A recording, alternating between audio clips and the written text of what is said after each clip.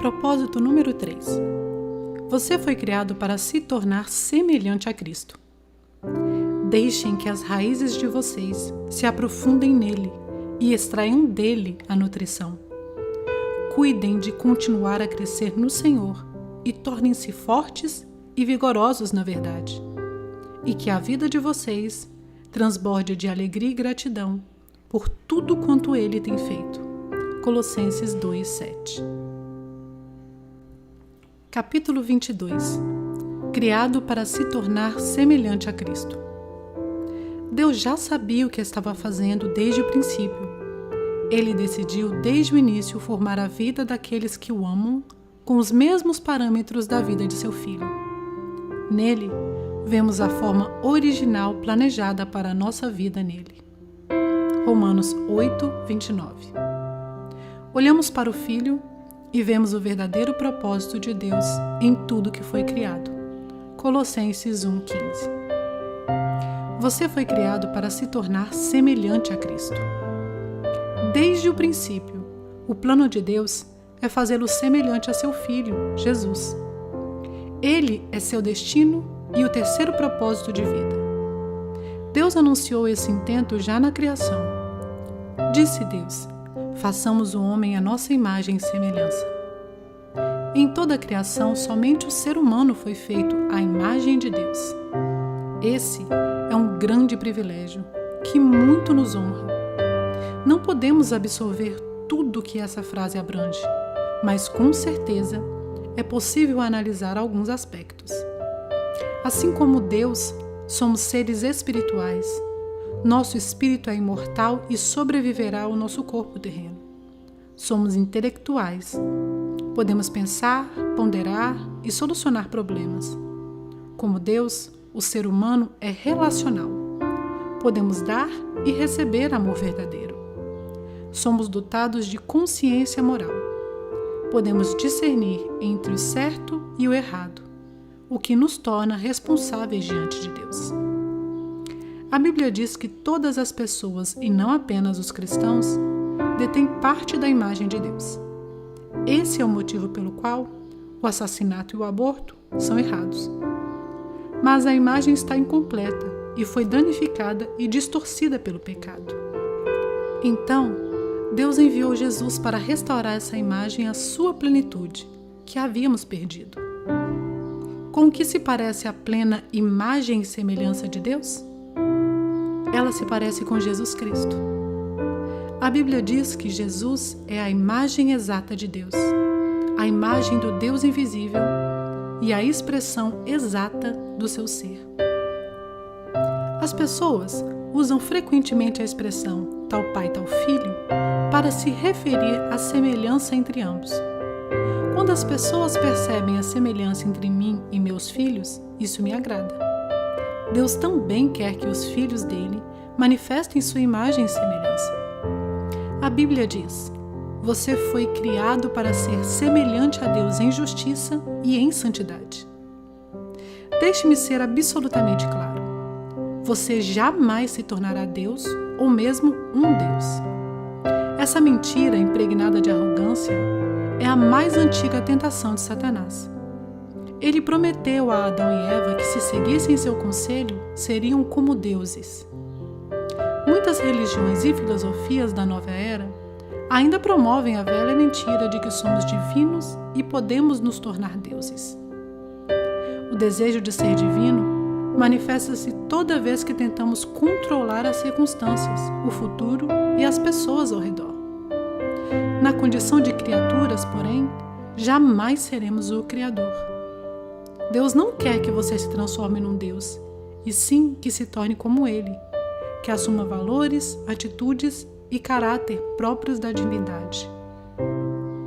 A Bíblia diz: adote uma maneira completamente nova de viver, uma vida moldada por Deus, uma vida renovada no interior e que se manifeste na conduta de vocês, à medida que Deus reproduz detalhadamente o caráter dele em vocês. O supremo objetivo de Deus para a sua vida aqui não é o conforto, e sim o desenvolvimento do caráter. Ele quer que você cresça espiritualmente e se torne semelhante a Cristo.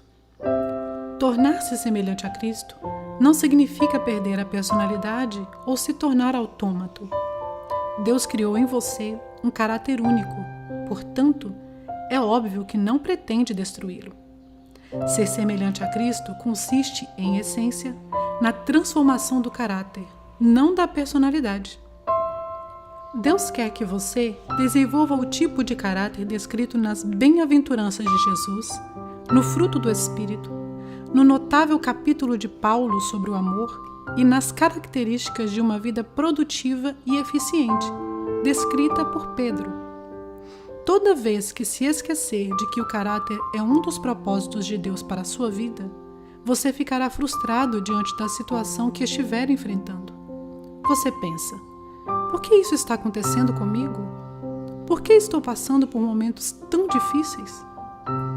Uma resposta poderia ser que a vida é necessariamente difícil, pois é isso que nos possibilita crescer. Lembre-se de que aqui não é o céu. Muitos cristãos interpretam erroneamente a promessa de Jesus acerca da vida plena, como se isso significasse saúde perfeita, estilo de vida confortável, felicidade ininterrupta, plena realização dos sonhos e alívio instantâneo dos problemas por meio da fé e da oração. Em suma, acreditam que a vida cristã seja fácil e vivem a expectativa de um céu na terra. Essa perspectiva egocêntrica considera Deus uma espécie de gênio da lâmpada, que existe tão somente para nos servir em nossa busca egoísta de realização pessoal. Mas Deus não é nosso criado, e caso nos deixemos levar pela ideia de que a vida deve ser fácil, ficaremos grandemente desapontados ou viveremos uma constante recusa em aceitar a realidade. Nunca se esqueça de que a vida não gira em torno de você. Você existe para os propósitos de Deus e não o contrário. Por que Deus lhe proporcionaria um céu na terra quando Ele já planejou o verdadeiro céu para você na eternidade? Deus concede nosso tempo aqui para construirmos e fortalecermos nosso caráter para viver no céu. A obra do Espírito Santo de Deus em você. É a tarefa do Espírito Santo produzir um caráter semelhante ao de Cristo em você. A Bíblia diz: à medida que o Espírito Santo trabalha em nós, tornamo-nos mais e mais semelhantes a Ele e refletimos a sua glória ainda mais. O processo pelo qual nos tornamos mais semelhantes a Jesus é chamado santificação, que é o terceiro propósito de vida neste mundo. Você não pode reproduzir o caráter de Jesus por esforço próprio. Decisões de ano novo, força de vontade e as melhores intenções não são suficientes. Somente o Espírito Santo tem poder para realizar as transformações que Deus deseja em nossa vida. A Bíblia diz: Deus está operando em vocês, dando-lhes o desejo de obedecer-lhe e a capacidade de fazer o que lhe agrada. Mencione o poder do Espírito Santo e muitas pessoas imaginarão manifestações miraculosas e emoções intensas. Mas, na maioria das vezes, esse poder atua em sua vida de maneira discreta e silenciosa, de modo que você, às vezes, nem a percebe. Ele frequentemente nos toca como uma brisa suave. As características de Cristo não são produzidas por imitação, mas por habitação. Permitimos que Cristo viva por meio de nós. Pois este é o segredo: Cristo vive em vocês. E como isso acontece na vida real? Pelas escolhas que fazemos. Escolhemos fazer a coisa certa nas diversas situações de nossa vida, confiando que o Espírito Santo de Deus nos concederá força, amor, fé e sabedoria para agir. Uma vez que o Espírito de Deus vive em nós, essas coisas estão sempre à disposição quando necessárias. Devemos cooperar com a obra do Espírito Santo. Por toda a Bíblia, vemos uma importante verdade ilustrada repetidamente. O Espírito Santo libera poder no momento em que você dá um passo de fé. Josué deparou com um obstáculo intransponível, as águas transbordantes do Rio Jordão, que recuaram somente depois que os líderes pisaram na água corrente, num ato de obediência e fé. A obediência libera o poder de Deus. Deus espera que você haja primeiro. Não espere sentir-se poderoso ou confiante. Siga adiante na sua fraqueza, fazendo a coisa certa, a despeito de seus medos e sentimentos. É assim que você coopera com o Espírito Santo. Essa é a forma de seu caráter se desenvolver. A Bíblia compara o crescimento espiritual a uma semente, a uma edificação e a uma criança que se desenvolve. Cada metáfora exige uma participação ativa. Sementes devem ser plantadas e cultivadas. Edificações devem ser construídas, elas não aparecem do nada. E crianças devem comer e se exercitar para crescer. Embora o esforço não tenha efeito para a salvação, ele está relacionado com o crescimento espiritual. Pelo menos em 8 ocasiões no Novo Testamento, nos é dito para fazermos todo o esforço, em nosso crescimento, até nos tornarmos semelhantes a Jesus. Você não pode apenas ficar esperando que isso aconteça. Paulo explica as 3 coisas que devemos fazer para nos tornarmos semelhante a Cristo. Em primeiro lugar, devemos abandonar nossa antiga maneira de agir. Tudo que diz respeito àquela antiga forma de viver tem de ser renunciado, pois está completamente corrompido. Livrem-se disso. Em segundo lugar, devemos mudar nosso pensamento. Deixe que o Espírito transforme sua maneira de pensar. A Bíblia diz que somos transformados pela renovação de nossa mente. A palavra grega para transformado, metamorfoses, usada em Romanos 12:2 e em 2 Coríntios 3:18, é hoje aplicada para descrever a fantástica metamorfose sofrida pela lagarta ao se tornar borboleta. É uma bela descrição do que acontece espiritualmente conosco quando permitimos que Deus dirija nossos pensamentos. Somos transformados de dentro para fora, tornando-nos mais belos e sendo liberados para voos mais altos. Em terceiro lugar, precisamos assumir o caráter de Cristo, ao desenvolver hábitos novos e dignos de Deus. O caráter é basicamente a soma dos hábitos. É como você habitualmente age. A Bíblia diz que devemos revestir-nos do novo homem, criado para ser semelhante a Deus em justiça e em santidade. Deus usa a sua palavra, as pessoas e as circunstâncias para nos moldar. São 3 fatores indispensáveis ao desenvolvimento do caráter. A palavra de Deus proporciona a verdade de que precisamos para crescer. Os filhos de Deus contribuem com o apoio de que necessitamos para crescer. E as circunstâncias promovem o ambiente para pormos em prática as características de Cristo. Se você estudar e aplicar a palavra de Deus, reunir-se regularmente com outros fiéis e aprender a confiar no Senhor nos momentos difíceis, garanto que se tornará mais parecido com Jesus. Veremos cada um desses fatores de crescimento nos capítulos a seguir. Muitos presumem que estudo bíblico e oração é tudo de que necessitam para crescer espiritualmente. Mas algumas questões da vida nunca serão transformadas somente pelo estudo bíblico e pela oração. Deus usa pessoas. Ele prefere agir por meio delas a realizar milagres. Assim, passamos a depender uns dos outros para alcançar a comunhão. Ele quer que cresçamos juntos. Em algumas religiões, as pessoas consideradas mais santas e maduras espiritualmente são aquelas que se isolam das outras em monastérios, no topo da montanha, afastadas do pernicioso contato com os outros seres humanos. Trata-se de um erro grosseiro. A maturidade espiritual não é uma busca individual e solitária. Você não pode crescer à semelhança de Cristo em isolamento. Você deve ter pessoas à volta e interagir com elas. Precisa fazer parte de uma igreja e de uma comunidade. Por quê? Porque a verdadeira maturidade espiritual diz respeito a aprender a amar como Jesus amou. E você não pode ser semelhante a Jesus, na prática, sem se relacionar com outras pessoas. Lembre-se, tudo consiste no amor.